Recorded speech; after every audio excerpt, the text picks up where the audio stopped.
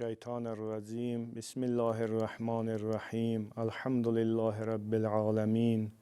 Ve sallallahu ala seyyidina Muhammedin ve alihi tahirin. Salam hörmətli tamaşaçılar, xoş gördük sizləri ibadətin şirinliyi verilişində. İnşallah bizim bu söhbətlərimiz həm özümüzün, həm sizlərin ibadətinin şirinləşməsi ilə nəticələnsin, bizim günahlardan uzaq qalmağımızla nəticələnsin. Ötən verilişimizdə dedik ki, ibadətin və xeyir əməllərin qəbul olunması üçün bir sıra şərtlər var və həmçinin bir sıra maniyələr vardır ki, onlar bizim əməllərimizin Allah dərgahında qəbul olmasına mane olur. Onların qəbul olunmasının qarşısını alır və həmin əməllərdən biri də haram yeməkdir, haram tikədir. Haram tikə insanın ruhuna mənfi təsir göstərir. Bu barədə də bir neçə hədisə işarə elədik ki, bu hədislər bizə öyrədir ki, insanın qidalanması ilə onun ruhu arasında çox sıx bir əlaqə var. İnsanın yeməyi halaldan olsa müsbət təsir göstərir, insanın yeməyi haramdan olsa mənfi təsir göstərir. O cümlədən bu hədisi danışırdıq, lakin vaxtımızın azlığı üzündən hədisimizi tamamlaya bilmədik. Hədisin məzmunu belədir ki, Muhammed ibn Abdullah adlı səhabə Həzrət İmam Cəfər Sadiq əleyhissalamdan bir sıra qidaların haram olmasının səbəbini soruşur və o cümlədən soruşur ki, ey Peyğəmbərin övladı, nə üçün murdar heyvanın əti, yəni şəriət qayda qanunlarına əsasən zibih edilməyən, kəsilməyən heyvanın əti haramdır və nə üçün donuzun əti haram olub və nə üçün Allah Teala qan yeməyi haram buyurubdur. Həzrət İmam Cəfər Sadiq əleyhissalam ona buyurdu ki, əgər mütəal Allah bir şeyi, yəni hansısa bir qidanı haram elan edirsə və hansısa bir qidanı halal elan edirsə, bunun səbəbi o deyil ki, mütəal Allah hansısa qidadan xoşu gəlmədiyi üçün onu haram buyurub və hansısa qidadan xoşu gəldiyi üçün onu halal elan edibdir. Səbəb bu deyil. Səbəb budur ki, mütəal Allah insanın yaradılışından xəbərdardır. İnsanı yaradan odur. İnsanın cismini də, insanın ruhunu da yaradan odur. Və bilir ki, onun cismi üçün və onun canı üçün, onun ruhu üçün hansı qidalar zərərlidir və hansı qidalar faydalıdır. O qidalar ki, onun ruhuna faydalıdır, onları halal eləyib, yaxud ən azından onun ruhu üçün, cismi üçün zərəri yoxdursa, onları halal edibdir və hər hansı qidalar onun ruhuna zərərlidirsə, onu haram elan edib ki, insanlar ona yaxın getməsinlər. Sonra Həzrət şəriət qayda qanunlar uyğun kəsilməyən heyvanın nə üçün haram olmasını Muhammed ibn Abdullaha izah elədi. Əlbəttə, bunun onlarla hikməti ola bilər, lakin Həzrət o hikmətlərdən cəmi birini bəyan eləyir. Birini açıqlayır ki, Muhammed ibn Abdullah qane olsun. Əgər Muhammed ibn Abdullah digər səbəbləri də soruşsaydı, imam mümkün idi, digər hikmətləri də onun üçün açıqlasın. Sonra Həzrət donuz ətinin nə üçün haram olduğunu Muhammed ibn Abdullaha bəyan eləyir və onun insanın əxlaqında hansı xüsusiyyətlər yaratdığını bəyan eləyir, ona hətta qeyrətinə necə mənfi təsir göstərdiyini bəyan eləyir. Həzrət qanın nə üçün haram olduğunu bəyan eləyir. Bu da elə maraqlıdır. Əgər icazə versəniz, mən onda yəni bu neçə haramların arasından təkcə onu qeyd edeyim. Həzrət buyurur ki, mütəal Allah qanı ona görə haram eləyib ki, əgər insan qan yesə, bu səbəb olar ki, insanın ürəyi daşlaşsın və insan yırtıcı bir it kimi olsun. artıq belə bir insanın qəlbindən məhəbbət,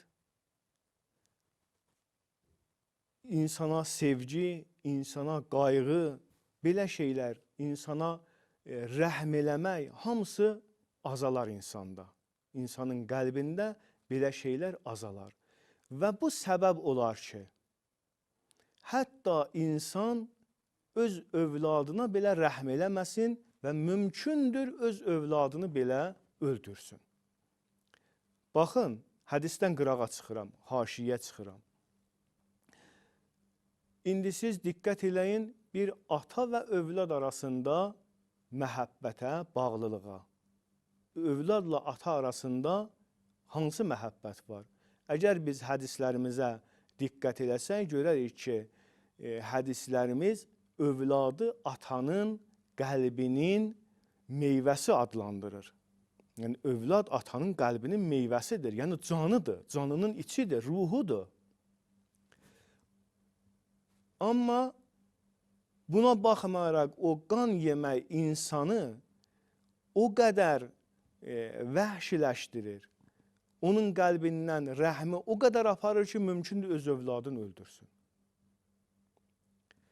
Deyir, bir ata və oğlun hansısa xətanı elədiklərinə görə hər ikisini tutmuşdular. Qazi bunlar üçün cəza təyin elədi, dedi ki, hər birinə 10 çubuq vurulsun. Birinci ataya 10 çubuq vurdular və atanın heç səsi çıxmadı. Bundan sonra onun oğlun gətirdilər cəzalandırmağa. Deyirlər ki, hər çubuğu vurduqca atanın ah-naləsi ucalırdı.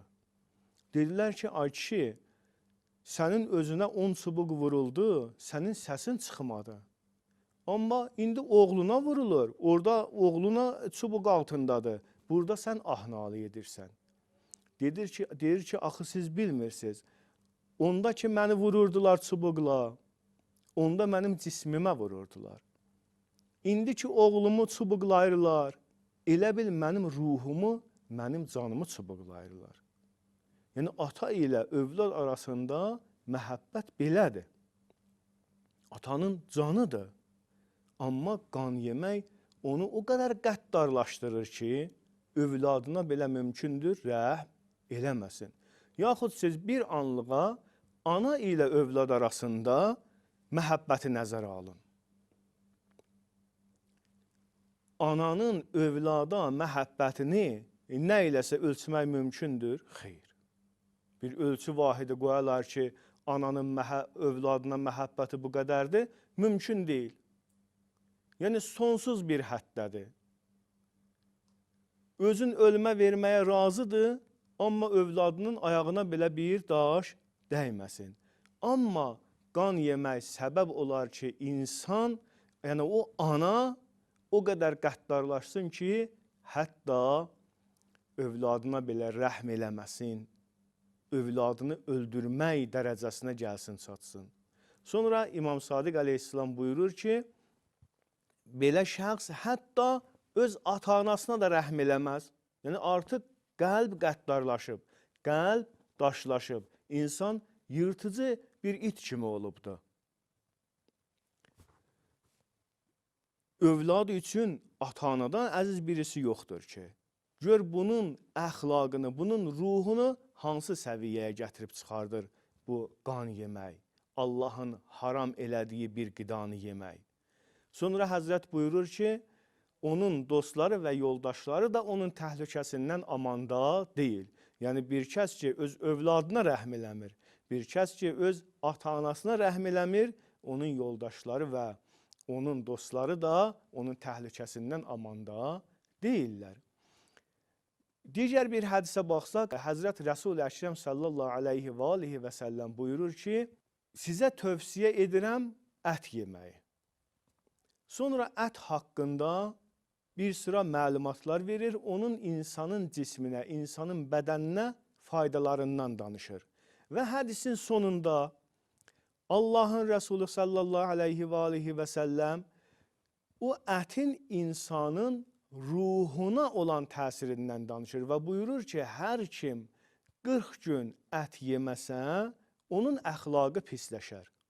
Bu əxlaq cismə aiddir yoxsa ruha? Şübhəsiz ki, ruha aiddir.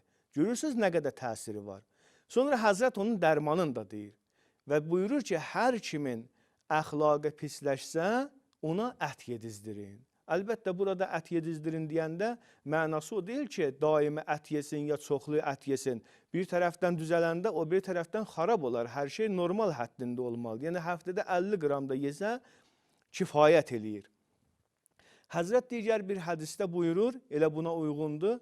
Həzrət buyurur ki, hər kim 40 gün ardıcıl olaraq ət yesə, onun qəlbi daşlaşar. Baxın, o tərəfdən buyurur ki, hər kim 40 gün ardıcıl ət yeməsə, onun əxlaqı pisləşər. Bu tərəfdən də buyurur ki, hər kim 40 gün ardıcıl ət yesə, onun ürəyi daşlaşar. Onun qəlbindən rəhm, ondan insana sevgi, insana məhəbbət, mərhəmət azalar.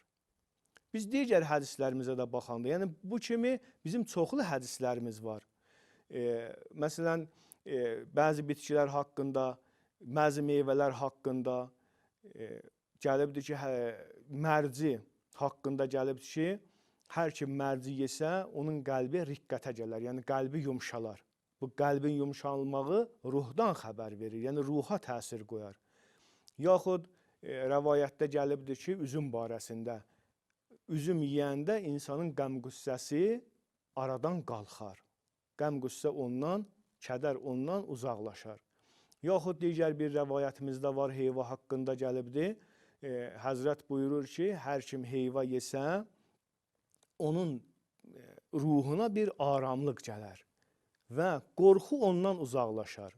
Yaxud digər rivayətdə buyurur ki, onun dilinə hikmət gələr. Bunlar hamısı ruhdan xəbər verir. Ruhun, yəni qidanın insana ruhun necə təsir qoyduğundan xəbər verir. Bir rəvayətlə də bu bəhsimizi tamamlayıram. Həzrət Əli əleyhissalam Kümeylə buyurur ki, ya Kümeyl,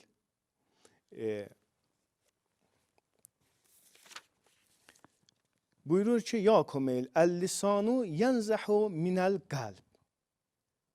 Dil qəlbdən mənşələnir. Dilə gələn sözlər, əlbəttə söhbət ciddi sözlərdən gedir. Ciddi söhbətdən gedir. İnsanın çaşaraq dilinə gəldiyi söhbətdən getmir. Bu dilə gələn sözlərin mənşəyi hamısı qəlbdir. Qəlb də ruh mənasındadır. Ruhun neçə mənası var? Qəlb deyirlər, can deyirlər, nəfs deyirlər, sədr deyirlər, yəni sinə deyirlər. Bu ruhdan qaynaqlanır. Bəs ruh hardan qaynaqlanır? Həzrət buyurur ki, vəl qəlbu yəqumu bil qiza. Və qəlb də, yəni o ruh da qidadan qüvvət alır. Yəni sənin yediyin qidan ruhuna təsir qoyur, ruhunda dilinə. Başqa mənası odur ki, sənin yediyin qida birbaşa sənin dilinə təsir qoyur. Sən danışanda məlum olar sənin ədəbin, tərbiyyən, elmin, mühitin, səviyyən nə qədərdir. Ruhun nə qədər böyüdür, ya nə qədər kiçikdir, nə qədər mənfidir, nə qədər müsbətdir. Sonra buyurur ki, fənzur fîmâ tuğəzzi qəlbək və cismək. Ey Kümeyl, bax, gör. Yəni, madam ki, sənin qəlbin, ruhun o qidadan qüvvət alır, onda bax, gör, sən öz ruhunu nə ilə qidalandırırsan, öz cismini nə ilə qidalandırırsan. Fəilləm yəkun zâlikə hələlən, ləm yəqbəlillahu təsbihək və la şükrək. Əgər sənin qidan, o cisminə və qəlbinə verdiyin qida haramdan olsa, onda mütəal Allah sənin nə təsbihini, nə sənin həmdini, nə şükrünü, heç birini qəbul eləməz. Allaha and verir öz izzət-i cəlalı xatirinə ki, bizə halal yolları açsın, bizim haram yolları bağlasın, bizim ruzimizi halaldan eləsin, beləliklə bizə ibadətin şirinliyini dadızdırsın. Vəssalamu aleykum və rəhmətullahi və bərəkatuhu.